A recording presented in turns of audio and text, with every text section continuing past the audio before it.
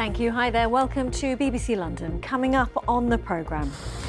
Firefighters tackle a large fire at an electricity substation in Maida Vale. Around 100 residents nearby had to be evacuated from their homes. We don't know what's happening. I don't know if I'll be allowed back in today. I don't know if I should be looking for accommodation somewhere else, or if they'll be providing us with any accommodation. It just feels like the unknown at the moment. And she's not the only one waiting to hear when they can return home. We'll have the latest, also tonight.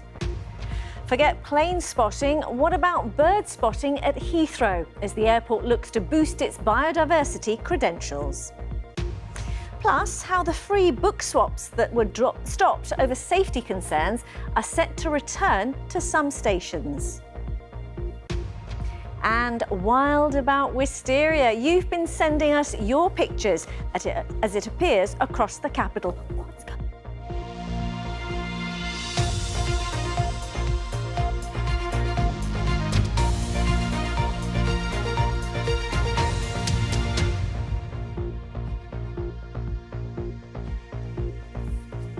Hello and good evening to you. We start with the large fire at an electricity substation in northwest London. More than 100 firefighters were called to help tackle the blaze in Maida Vale. Some nearby residents had to be evacuated from their homes, while others were told to keep their doors and windows closed due to smoke. London Fire Brigade says the fire is now under control, but a team remains on the site due to the complex nature of the fire. An investigation is underway. Aisha Baksh reports. Early morning in Maida Vale, a fire at an electrical substation in a residential area. Thick smoke was visible from across West London. Around 100 firefighters from different stations attended and a major incident was declared. This was a very visible fire.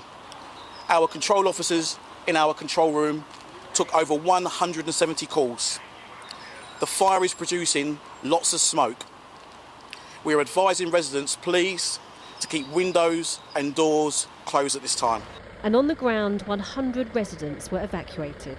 It seems for some reason the fire brigade either weren't allowed in or couldn't get in, one or the other, or they were being cautious. They're very experienced people. And the fire grew, and then it grew a bit more. By then we had plumes of smoke in the air. We were all vacated, advised to vacate, knocking on the door. Alice Bazzi and her family were also evacuated from their home on the Warncliffe Gardens estate. Her parents are both in their 70s and have mobility issues. You got you and your parents out? No, my parents went back in because they were told that it's safe to stay in. And then it was only till that kind of massive inferno explosion happened and the roof was impacted by the 4 flats, was then they're like, okay, cool, we need to actually now evacuate everyone. So I think that was a little too late. We're still not quite sure if we will get back into our flat tonight or us and our cat will be in a hotel. Really don't know. So it's not a good feeling, but once again, we're safe and sound, aren't we? We don't know what's happening. I don't know if I'll be allowed back in today. I don't know if I should be looking for accommodation somewhere else, or if they'll be providing us with any accommodation. It just feels like the unknown at the moment. UK Power Networks told BBC London their engineers were on site within 30 minutes and they provided access for firefighters as soon as it had been made safe. Meanwhile, Westminster Council say their officers continue to support residents who were evacuated. Well, the London Fire Brigade say the fire is now under control. Electricity supplies have not been affected. And UK Power Networks, along with the Met Police, are now investigating exactly what happened. Meanwhile, residents remain unable to return to their homes. Aisha Baksh, BBC London. Next, youth violence and crime is an issue we've covered repeatedly on this programme. Now, Somali families in Islington have told us they are facing a battle for their children's lives, with many young people in their community being groomed into county lines drug dealing. One campaigner says it's driven by the demand for recreational drugs like cannabis and cocaine, and she's asking the government to consider legalisation. Anna O'Neill has more on this. If they want their drugs, and there is a demand, and the government acknowledges it, there's such an economy, then what we say to the government is that we need your help. Islington campaigner Sadia Ali has had enough. She's tired of seeing young people in her community being groomed and exploited by County Line's drug gangs, and she wants the government to step in and legalise the market. The workforce for this thriving economy are children and young people. There is very little support available to the parent in order to safeguard the child. Sadia set up the Minority Matters charity in 2010 to help refugee families on the Andover estate with literacy, but now spends much of her time trying to protect young people from gangs. You see children and young people running around, handing out drugs, people coming out of the station, buying, people coming in cars. So it is a drug hotspot, and the way it's affecting Somali youths or children and young people are disproportionately targeted for a county line and drug dealing, exploitation. Everybody is worried. Today she hosted a conference for parents to meet representatives from the council, the police and the mayor's office at Finsbury Park Mosque to try to come up with solutions. Khur was one of them. Where we come from in Somalia, the neighbours, if they see you doing wrong, if they see you in the street late, they will report it to your mum and they will tell you to go home. So we came in that mindset here, and when we came here, we found out that we were on our own really, and this is the price we're paying for it. Working with Sadia's team one day a week is author and teacher Nicola Garrard. She believes many drug users don't understand the harm they are doing. They don't realise that there's a child who is running that cocaine on county lines or in London, who is terrified, who's been brutalised. They can't connect that moment of fun with child abuse, but it is actually child abuse. The Home Office said, while we do not agree that the legalisation of these dangerous drugs is the answer, we do absolutely agree that our priority must be to prevent harm to young people and tackle the criminal gangs who put them at risk. People we need to hear us is the Home Office and the government. And I think no child will be safe if the drug market continues the way it is today. For Sadia, the fight to save her community goes on. Anna O'Neill, BBC London. OK, let's take a look now at some of the day's other news stories. 3 people have been injured after a shooting in Forest Gate in East London. It happened just before 3 o'clock this afternoon on Upton Lane. An air ambulance went to the scene and 3 people were treated. London Ambulance says 1 person was taken to a major trauma centre.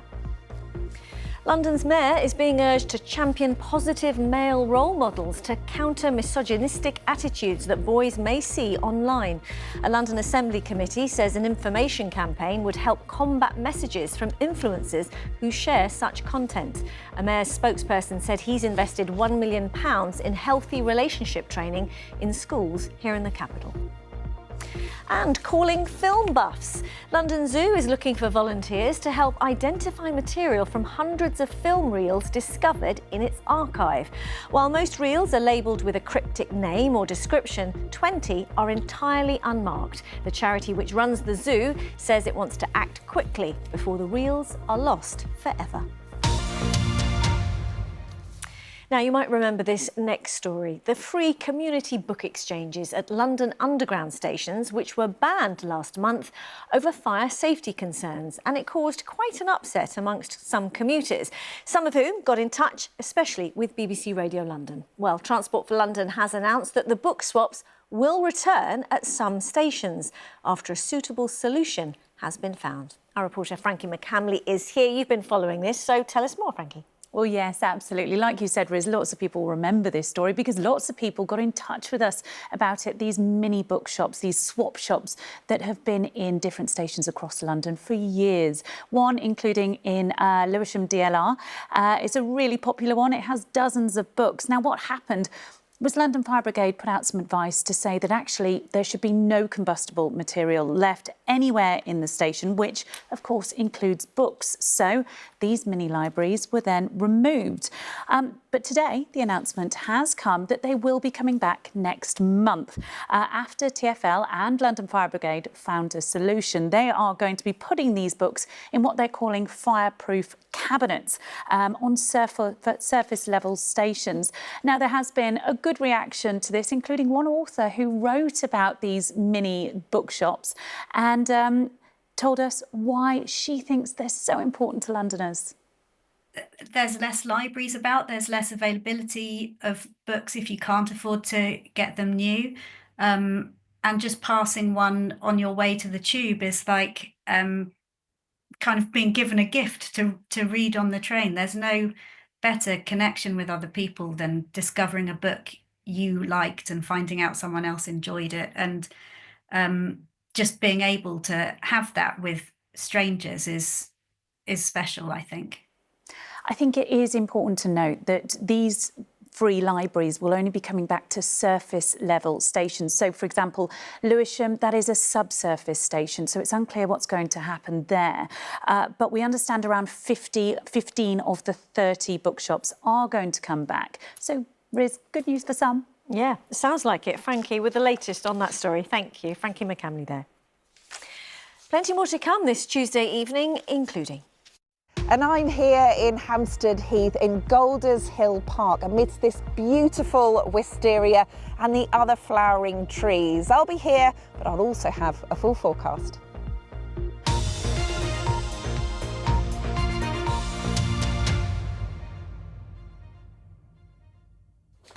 Yeah, stay with us for that.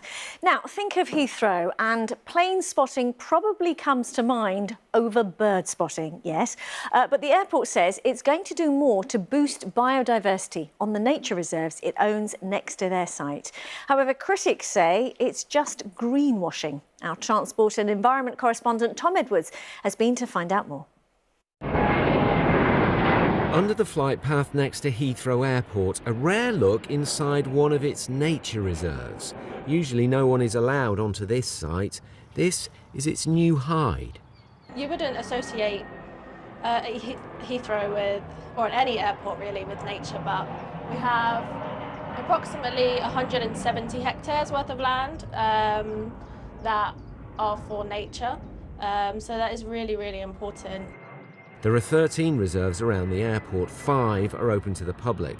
You'll have to book online to visit this site. Heathrow says they're home to 79 bird species. Critics, though, say with the airport eyeing expansion and a third runway, talk about biodiversity is greenwash. Initiatives such as this are a positive step forward in encouraging biodiversity, but I think if Heathrow is really serious about its environmental credentials and about protecting and promoting biodiversity, then it could start by taking its plans for a third runway off the table. That would be far more impactful and positive for encouraging biodiversity around the airport. The airport says it's investing £250 million in sustainability and £500,000 in biodiversity. We're located in a community, and we can manage land in a way that really benefits nature and the people that live around us. It includes expanding the amount of land the airport manages for conservation purposes. How do you balance biodiversity with facilitating aeroplanes? Well, I think, look where we are, that we're in a beautiful kind of natural spot that can coexist with an airport that's on its doorstep. I think what we've done is to look at the land we have and to acquire extra land around the airport to really make sure we can benefit biodiversity at the same time as operating the airport. And does it make a difference? I think it does, definitely. The airport wants to highlight the work it does with nature. Opponents, though, are going to take more convincing. Tom Edwards, BBC London. Well, talking of nature, wherever you are in and around the capital, you may have seen these beautiful purple flowers blooming.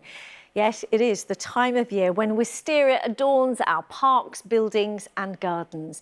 You might think London doesn't look prettier than it does in spring. Well, we asked you to send us your wisteria pictures, and I have to say, you didn't disappoint. Take a look at these. This one is from Tony, who took it in Kew Gardens, no less. Alison sent in a picture of her garden in Romford. And this beautiful bloom here is from Asma. Thank you very much for that. And, oh, look at this. This is from Natalie and Adam, a lovely photo of their son Teddy admiring their wisteria. And time for just one more. Dinesh and Jayshree sent us their wonderful trellis. Thank you to all of you who sent in your photos. We have enjoyed them all immensely. Well, not one to miss out. Kate has headed out to a walled garden in northwest London this evening, and Kate, is wisteria perfume filling the air? It's incredible. If only you could smell what I can smell, and because of the heat it just keeps wafting in my direction. It's absolutely stunning. So I'm here on Hampstead Heath in Golders Hill Park in the walled garden, and just the walk in here earlier, loads of flowers, not only the wisteria but all the trees are blooming. Now of course London is a bit of a picture postcard this week. Lots of blue sky, we've had lots of sunshine around, and yeah, the scent and the flowers are all in bloom, and the blue sky just setting it off. Now today has been another warm day, and we're set for a few more warm days this week as well, and the temperature continues to rise. Now this does have an impact, of course, on our parks in London. Very important spaces within the capital itself. Lots of people enjoying these spaces and coming here. Now earlier I had a chat with the head gardener. His name is Ashley Hunt. So the wisteria behind us and throughout the park as well, has almost, it's been about 2 weeks earlier than normal. I mean, the visitors that come before flowering always ask the best sort of time to visit the open spaces and the parks to see the wisteria, and it's usually the second to third week in May. But here we are 2 weeks before, and 3 weeks before, and they're already in full swing. So anyone waiting, don't wait any longer, get here now. The smell is incredible. It's divine, isn't it? Yeah. Kate, clearly lots of people out enjoying this warm, sunny weather in April, including yourself. Although perhaps spare a thought for some? Yes, the pollen count, me included. The pollen count for the next 2 days into Thursday actually is very high. Wild oak pollen at its highest at the moment, and some plain pollen too. So that is taking its toll. So if you are an allergy sufferer, if you're allergic to pollen, get those antihistamines and those tissues at the ready. OK, Kate, for now, thanks very much. Of course, we will come back to you for a full weather forecast later on. Thanks. Next, though, can they do it? After their remarkable victory against 15-time winners Real Madrid in the last round, Arsenal are now within touching distance of the Champions League final. Can Gunners fans dare to dream of winning the trophy for the first time in the club's history? Well, first, there's the small matter of the semi-finals, and Chris Slegg is at the Emirates tonight for the first leg. Chris, how's the atmosphere? Riz, you can feel the nervous among the Arsenal fans here. This is only the second time the Emirates Stadium has ever staged a men's Champions League semi-final. Only the third time in the history of the club. And if your team has proven itself good enough to beat the holders, the record 15-time winners Real Madrid, yes, Real Madrid aren't quite what they were, but still a team that always finds a way to win this competition. If your team, you have to believe they're good enough to go on and win the competition. Now, Mikel Arteta, the Arsenal manager, is the magnitude of the occasion as his team about PSG, the French champions tonight in the semi-final first leg. He's not playing it down, he's not trying to protect his players from the expectation. He has said he wants every single fan to play their part. In fact, this is his message to the supporters right up to this game. I'm not exaggerating when I said, guys, bring your boots, bring your shorts, bring your t-shirts, and let's play every ball together. You know, you want to do something special, that place has to be something special, something that we haven't seen. And I really hope that everybody that comes to the Emirates and everybody is watching and following us, it brings that energy with them. We have this dream. The football club has never won this title, and the club deserves to have it. It's one of the biggest clubs in the world, and we're really happy to be involved in this moment, and we have the opportunity. So we're really happy and excited to the game, and of course we believe we can win it. He also describes it as the biggest game of his career. That's sums it up. Now, there could be history made this season. Arsenal could become the first club to win the Champions League in the same season. Clearly a lot of people at the Emirates there interfering with the signal, but thanks to Chris there ahead of that Arsenal Champions League game. But what he was referring to is that Arsenal women are already through to the Champions League final, so could it be history in the making? Well, London's newest theatre is about to open its doors. Its home is a stunning Art Deco venue that's been brought back to life after a huge refurbishment. The Soho Theatre, Walthamstow, is hoping to bring a bit of the West End to the East London, as Alison Earle explains.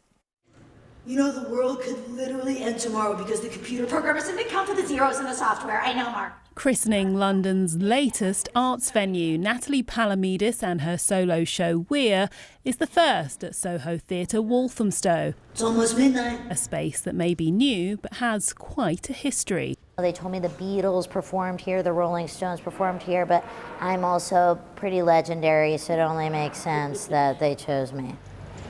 It's been a performance space of some sort since the 1800s, but after closing its doors in 2003, the community spent 22 years trying to bring it back.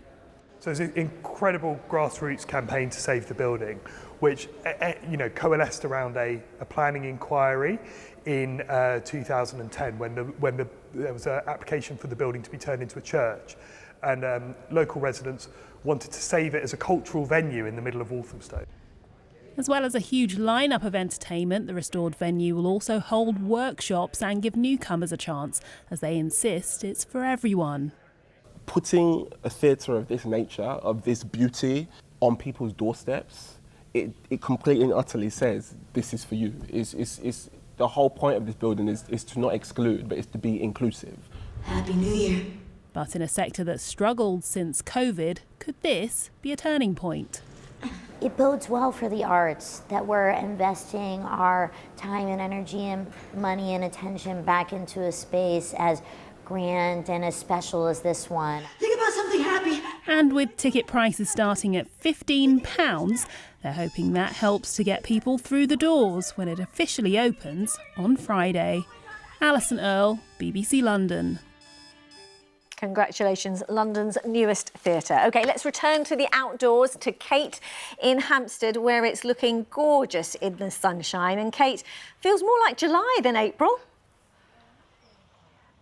It really does. Bear in mind that this week's temperatures, we haven't had temperatures this high in April for 7 years, 2018.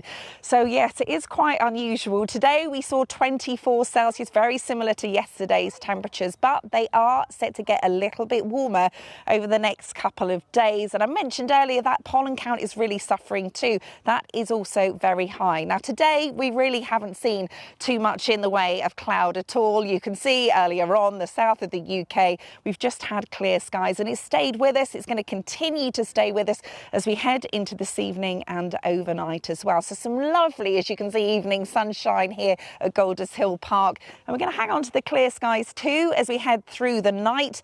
Could see a little bit of mist and fog developing out towards the east, but largely clear. Minimum temperature between 5 and 9. Central London actually potentially staying in double figures.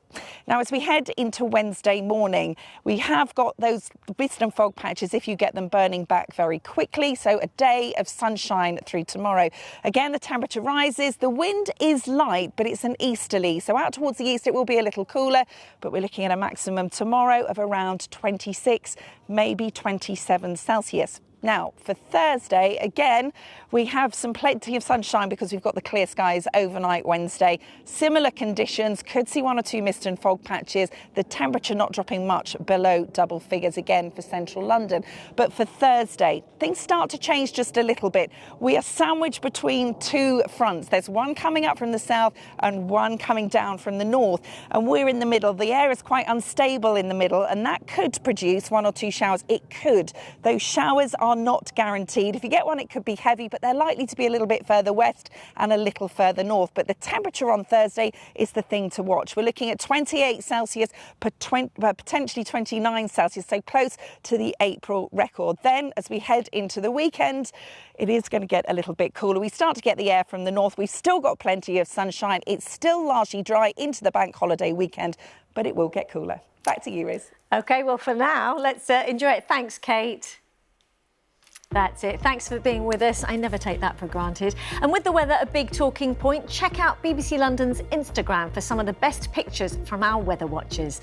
From me and all the team here, enjoy the sunny evening if you can. Take care. Bye-bye.